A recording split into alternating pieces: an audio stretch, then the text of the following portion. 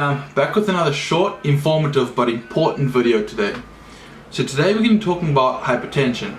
So what is hypertension? Hypertension is high blood pressure. And what is high blood pressure? High blood pressure is basically the amount of force that your blood is being pumped through your arteries. Basically, to understand it, it's bad. We don't want it. So blood pressure can be categorized into a few different stages. I think there's 4 stages, but I'm going to tell you about the 3 important ones. So if ever you go to a doctor, if ever you get your blood pressure tested, they'll tell you that 120/80 is the perfect blood pressure. See? Perfect blood pressure. Yeah. Excuse the shitty handwriting, my handwriting's shitty, nothing I can do. Stage 1, then you get like a pre-hypertension. So you get stage 1, which is anything 140/90 and above is stage 1 hypertension. That means you have high blood pressure. Stage 2 is 160/100. That is stage 2 high blood pressure. That's really serious and you have to do something about it.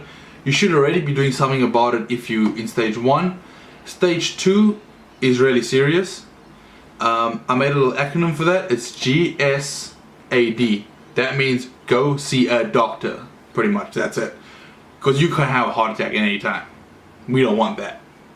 So how do we get high blood pressure? So the obvious ones are if you're obese or really overweight, if you drink or smoke excessively, if your intake of sodium, so salt, is really high, that will increase your blood pressure as well. And another one people don't really think about is sleep deprivation. So if you don't sleep enough, your blood pressure will increase because your heart's a muscle, it needs to rest. And if you're not sleeping, your heart is constantly pumping. That's literally like doing squats and squats and squats and squats. You need a rest, you will die. You will literally die. Well, I will die because I ain't gonna do squats the whole day. But your muscles need a rest, so that's a big one. Sleep deprivation, make sure you get enough sleep. So the one a lot of people don't think about, the sneaky one, is your family history.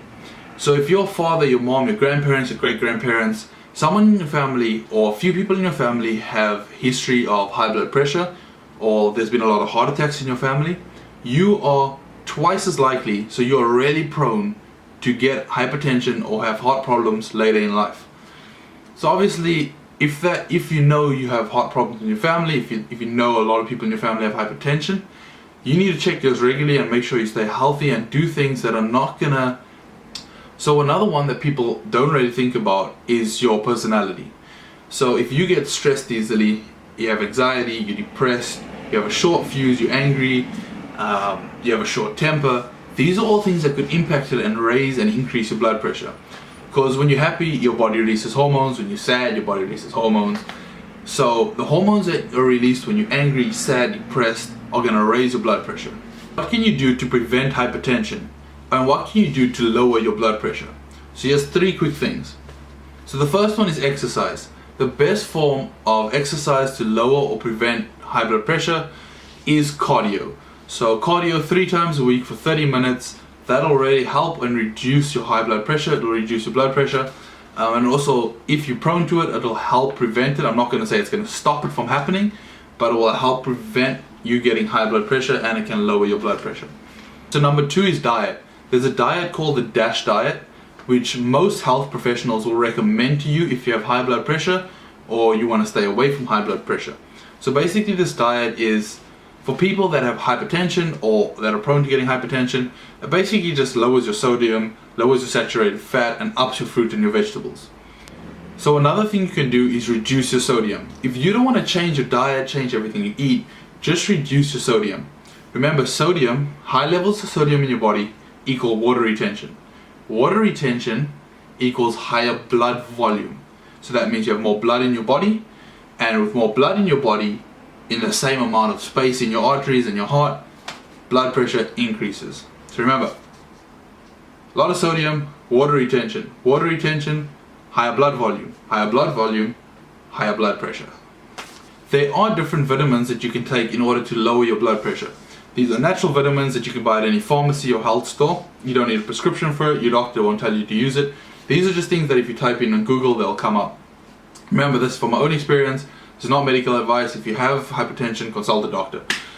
So let's get into it. First one is magnesium. So about 500 milligrams a day. That's depends on the tablets, between 1 and 2 tablets a day. garlic. You can get garlic, you can either eat garlic or you can buy odorless garlic tablets. If you have a partner or you need to find a partner, I suggest you don't eat garlic because garlic is very strong and it will make your breath stink and you will not get a partner. And if you do, they will not want to kiss you. So buy odorless garlic tablets. So you can also use fish oils, that's just omega-3s and 6s. And then the last one and the most important one is hawthorn berry extract. So that's a Chinese herb or a Chinese plant that they've chopped down, and it's the extract of the plant. Take 300 to 600 milligrams a day, so that's also I think it's 1 tablet, 2 tablets, I'm not sure. These all thin your blood, they make your arteries more pliable so they're not as hard. They dilate your arteries and your veins so they open up and relax it. It's also a muscle relaxant, so magnesium helps your muscles relax. That's why a lot of people take it to stop cramps.